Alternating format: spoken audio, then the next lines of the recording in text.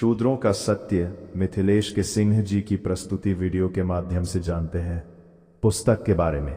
उससे पहले मैं आप सभी से प्रार्थना करता हूं, आप चैनल को सब्सक्राइब कर लें और बेल आइकन को दबा लें ताकि आप सभी को हमारे चैनल की वीडियो मिल सके। चलिए वीडियो प्रारंभ करते हैं। 1835 के आसपास की बात है। विलियम बेंटिक के आमंत्रण पर मैकाले ऊटी पहुंचा था। भारत को बर्बाद करने के लिए, यहाँ की गुरुकुल शिक्षा को समाप्त करने के लिए शिक्षा का मसौदा तैयार किया जा रहा था। भारत की बर्बादी के लिए उसे कोई ऐसा सूत्र नहीं मिल रहा था जो बहुत कारगर हो। अचानक एक दिन हुआ यूं कि वह सुबह अपने बंगले में टहल रहा था और तभी उसने खिड़की से एक दृश्य देखा। पहाड़ी क्षेत्र में बना उसका घर और उससे कुछ 100 मीटर की दूरी पर उस बंगले की घेराबंदी के लिए बनी थी बाउंड्री के प्रवेश द्वार पर एक ब्राह्मण जाति के व्यक्ति द्वारपाल थे। सुबह में एक लिपिक अपनी ड्यूटी पर आए। तब लिपिक सामान्यतः कायस्थ जाति से ही होते थे, क्योंकि लिखने पढ़ने का काम वे बड़ी गंभीरता से करते थे। उन्हें कलम का पुजारी भी कहा जाता है।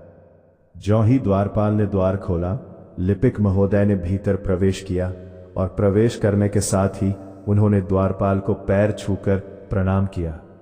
मैकाले यह दृश्य अपने बंगले से देख रहा था। जब लिपिक अपनी ड्यूटी पर पहुंचा तो मैकाले ने उसे बुलाया और कहा कि तुम्हारे बिना हस्ताक्षर के उस द्वारपाल को वेतन नहीं मिलेगा। तुम इससे कई गुना बड़े कर्मचारी हो, लेकिन तुमने उसके पैर क्यों छुए? इस पर लिपिक ने जवाब दिया कि वह ब्राह्मण है, उनका आदर करना हमारा कर्तव्य है।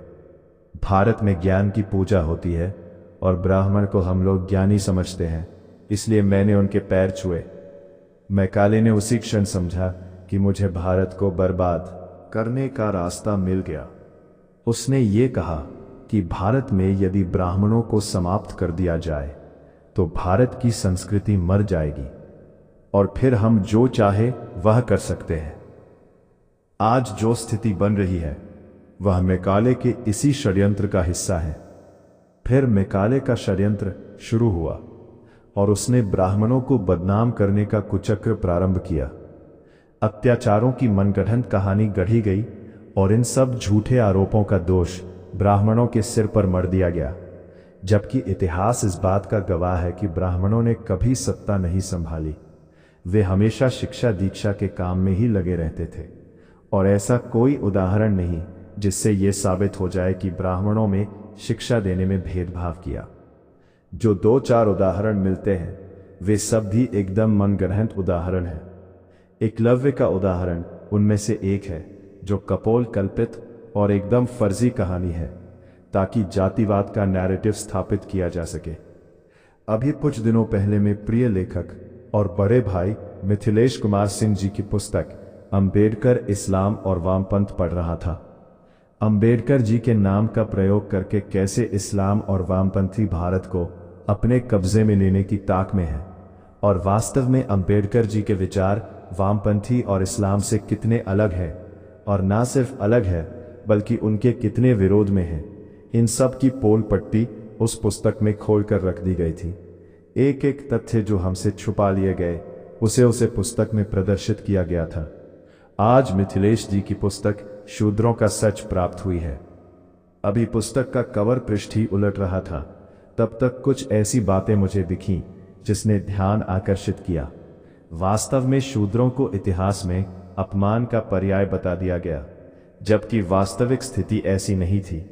मिथिलेश जी अपनी पुस्तक के बैक कवर पृष्ठ पर ही चुनौती देते हुए लिखते हैं, वे आर्य सामाजिक व्यवस्था के अभिन्न अंग थे। शूद्र केवल सैन्य और प्रशासनिक भूमिका तक ही नहीं, बल्कि वेदज्ञ, यजमान, ऋषि और दार्शनिक भी थे। कवश ऐलुष, सत्यकाम जाबाल, औसिज काक्षीवान, ऐसे अनेक नाम हैं जो शूद्र वैदिक ऋषि थे। आज भारत के इतिहास को चुनौती देती इस पुस्तक को हमें अवश्य पढ़ना चाहिए, क्योंकि स्वतंत्रता के पश्चात शिक्षा व्यवस्था ऐसे लोगों के हाथों में थी जो भारत और इसके संस्कृति के प्रति निष्ठावान नहीं थे। जैसा मैकाले चाहता था कि वे तन से तो भारतीय थे, पर हृदय से वे अंग्रेजों के ही हिमायती बने रहे। लिहाजा भारत में जातिवाद फैलाने वाली जितनी मनगढ़ंत बातें हो सकती थी उन सब को इतिहास में जोड़ा। शूद्रों पर अत्याचार की मनगढ़ंत कहानी प्रसारित कर दी गई और इधर श्रेष्ठता का भाव लेकर जी रहे तथाकथित सवर्ण जातियों के लोगों ने इस ओर ध्यान ही नहीं दिया और अब इतिहास की उन्हीं बातों को सच मानकर भारत में जातिवाद का जहर बोया जा रहा है। यह पुस्तक उस जहर को समाप्त करने का एक प्रयास है। पुस्तक के अंदर बहुत सारी बातें हैं। बड़ी उत्सुकता है इस पुस्तक को पढ़ने की। मेरी बहुत बहुत शुभकामनाएं मिथिलेश के सिंह जी। आपकी यह पुस्तक खूब यशस्वी हो। आप सभी मित्रों से मेरा आग्रह है कि कृपया आप भी मिथिलेश जी को शुभकामनाएं दीजिए ऐसी सुंदर पुस्तक के लिए।